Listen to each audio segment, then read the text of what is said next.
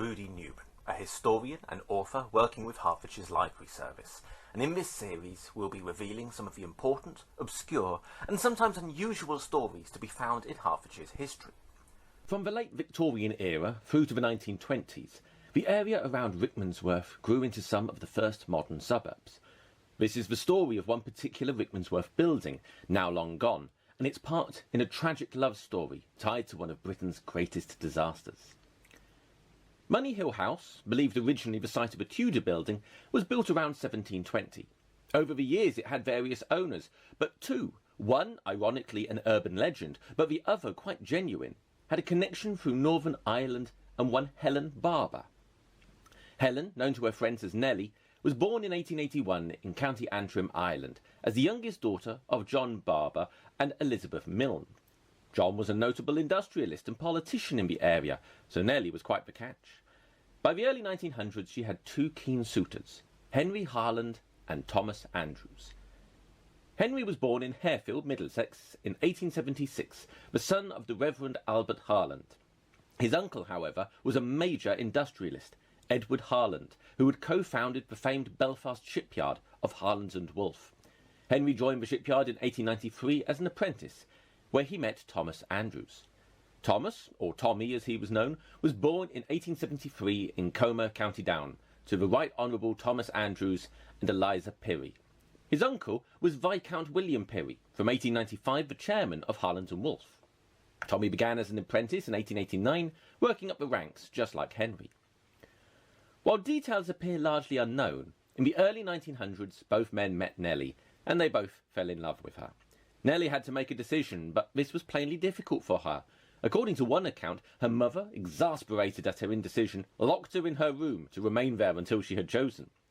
Ultimately, she accepted Tommy Andrews, and they were married on the 24th of June 1908. Henry must have been disappointed, moving to Scotland in 1912 to lead development of the company's Clyde-based Govan yard. Tommy, conversely, had a more meteoric rise in his career, by 1907 becoming a managing director at Harland and Wolff and head of their drafting department. He and Nellie were devoted to each other, having a daughter in 1910, Elizabeth, known as Elba. Coincidentally, she would become the first woman in Ireland to receive a pilot's licence. Living around Belfast, things were now about to change, with tragic consequences. In 1909, Tommy was given a new project, helping design an entirely new class of ocean liner, and when his colleague Alexander Carlyle retired, Tommy became chief designer. The first vessel, Olympic, was a success, and in April 1912 Tommy departed Belfast for the maiden voyage of the second, acting as part of the guarantee group, making sure everything worked well. The ship's name was Titanic. Tommy never came home. Nellie was heartbroken, having lost a genuine love. Some years passed, Henry and Nellie being reacquainted, and in 1917 they were married. The same year, Henry transferred to the company's London office, later becoming a director, and with easy rail access combined with a rural setting, the couple purchased Money Hill House in Rickmansworth. Often repeated claims of Nellie and Tommy living there are not true, past confusion turning into local myth.